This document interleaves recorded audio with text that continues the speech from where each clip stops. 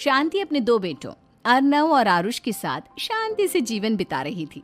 लेकिन शांति के पति सोहन से उसकी कभी कभार थोड़ी अनबन हो जाती थी। एक दिन शांति रोज की तरह सुबह का खाना बना रही थी, तभी दरवाजे की घंटी बजी। घंटी की आवाज सुनकर वो दरवाजे की ओर जाते हुए कहती है, अरे आती हूँ, कौन है, सब्र करो। शांति दरवाजा खोलती है तो देखती है कि उसके जेठ मोहनदास सामने खड़े होते हैं।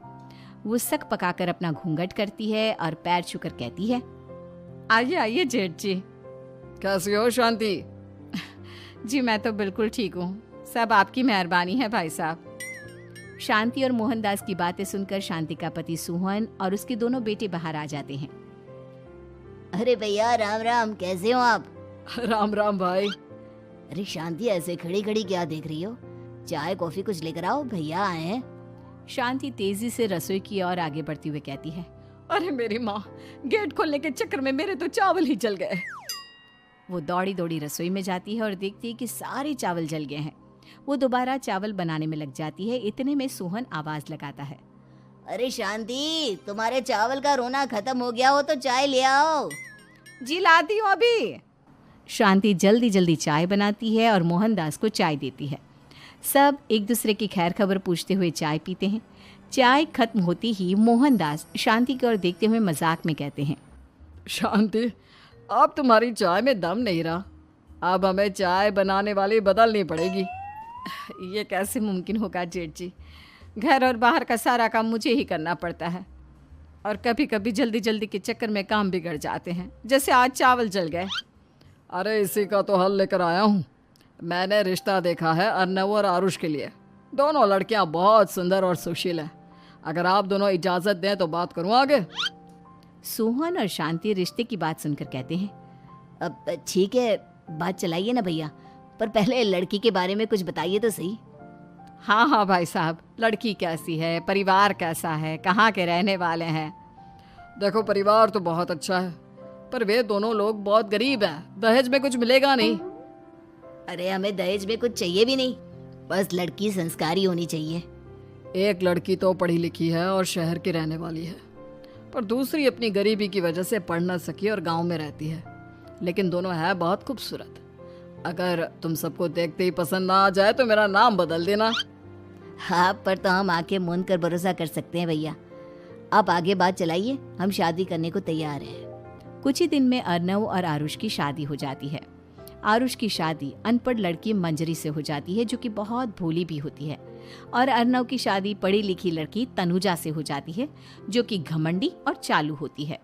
एक दिन मंजरी घर के काम कर रही थी कि अचानक शांति उसे आवाज लगाती है, बड़ी बहू, ओ बड़ी बहू, मंजरी जल्दी यहाँ आओ।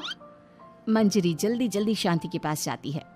बेटा मेरे पैर दबा दे, बहुत दर्द हो रहा है। जी माँ जी, बस बर्तन धोकर आती हूँ। अरे बैठ यहाँ, मेरे पैर में बहुत तेज दर्द हो रहा है, बर्तन छोटी बहू धो लेगी। मंजरी शांति के पैर दबाने लगती है तो शांति तनुजा को आवाज लगाती है, छोटी बहू, ओ छोटी बहू। तनुजा थोड़ी देर से आराम से चलकर आती है। जी माँ जी, आपने बुलाया मुझे? आपको कोई काम था क्या? तू कुछ काम कर रही है या? शांति की बात काटते हुए तनुजा बोलती है, कुछ नहीं माँ, फोन पर अपने घर पर बात कर रही थी। अरे बाद में बात करियो अपने घर वालों से, पहले जाके बर्तन धो ले। तनुजा मुंह बनाते हुए अपनी जिठानी की ओर देखती है और मन ही मन कहती है, ये महारानी वहाँ बैठी है, ये नहीं कि बर्तन धो ले। मैंने इतनी पढ़ाई बर्तन धोने के लिए की थी क्या? तनुजा दांत पीसकर वहां से चली जाती है। अगले दिन सब दफ्तर चले जाते हैं, तभी डाकिया चिट्ठी लाता है। शांति चिट्ठी लेकर मंजरी से कहती है, बड़ी बहू, जरा छोटी बहू को बुलाना, एक चिट्ठी आई है। मेरी तो आंखें कमजोर है तो मुझसे पढ़ा नहीं जाएगा। मंजरी तनुजा के पास जाकर कहती है, तनुजा, तुम्हें माँ जी बुला रही हैं। मुझ पर हुक्म मत चलाओ, काम बताओ काम। अरे मैंने तुम पर कहाँ हुक्म चलाया, और हुक्म चला भी दूंगी तो क्या हुआ, तुम तो मेरी छोटी बहन की तरह हो ना। तुम जैसी अनपढ़, जाहिल और गांव की गवार मेरी बहन नहीं हो सकती। बेचारी मंजरी तनुजा की बात सुनकर अपना सा मुंह लेकर रह गई। कोई चिट्ठी आई है, माँ जी तुमसे पढ़वाना चाहती है, बस इसलिए बुला रही हैं। मुंह टेढ़ा करके तनुजा मंजरी का मजाक बनाती हुए कहती है, अनपढ़ कहीं की। तनुजा का ऐसा बर्ताव देखकर बड़ी बहू बहुत दुखी होती है। तनुजा को अपनी पढ़ाई का घमंड इतना हो गया कि अब वो घर के कोई काम नहीं करती और अपनी जेठानी का मजाक बनाती रहती। तनुजा का ये बर्ताव अब उसकी सास को भी नजर आने लगा था। एक दिन शांति ने अपनी बड़ी बहू से कहा, मंजरी, तनुजा हर समय तुम्हारा मजाक उड़ाती है, तुम्हें गुस्सा नहीं आता क्या? आता तो है माँ जी, लेकिन मैं क्या करूं? जब भी उसे कुछ बोलती हूँ वो और भी जली कटी बातें मुझे सुनाकर चली जाती है। मैं उसे अपनी छोटी बहन की तरह प्यार करती हूँ, लेकिन उसके दिल में मेरे लिए कोई इज्जत नहीं। बहू, तूने वो कहावत सुनी है, जुल्म करने वाले से ज्यादा जुल्म सहने वाला अपराधी होता है। मंजरी अपनी सास का इशारा समझ जाती है। वो अपनी देवरानी को सबक सिखाने की ठान लेती है और एक दिन शांति अपनी दोनों बहुओं के साथ बैठी थी तो शांति अपनी बड़ी बहू से पूछती है, अरे बहू, शाम होने को है, कुछ सोचा है क्या बनेगा खाने में? माँ जी, मेरे तो सर में बहुत दर्द है आज। मेरी प्यारी देवरानी ही कुछ अंग्रेजी खाना बनाकर खिलाएगी। सुना है पढ़े लिखे लोग अंग्रेजी खाना बहुत अच्छा बनाते हैं, क्यों तनुजा? इतना कहकर मंजरी अपनी सास की ओर देखकर मुस्कुरा दी। तनुजा अपनी तारीफ सुनकर बहुत खुश हो गई। इतने में शांति कहती है, ये तो सच बात है छोटी बहू, ये तो मैंने भी सुना है। हम भी पक गए हैं बड़ी बहू के हाथ का खाना खा खा कर। तनुजा, तुम्हारी माँ भी तो तुम्हारे खाने की बहुत तारीफ करती हैं। आज हमें भी खिला दो कुछ अच्छा सा बनाकर। शांति की बात सुनकर छोटी बहू और आसमान पर चढ़ गई, पर उसे ये कहाँ पता था कि उसकी सास और जेठानी उसे सबक सिखाना चाहती हैं। तनुजा अपनी तारीफ सुनकर खुश तो बहुत होती है, पर सोचने लगती है, मुझे तो कैसा भी खाना बनाना नहीं आता।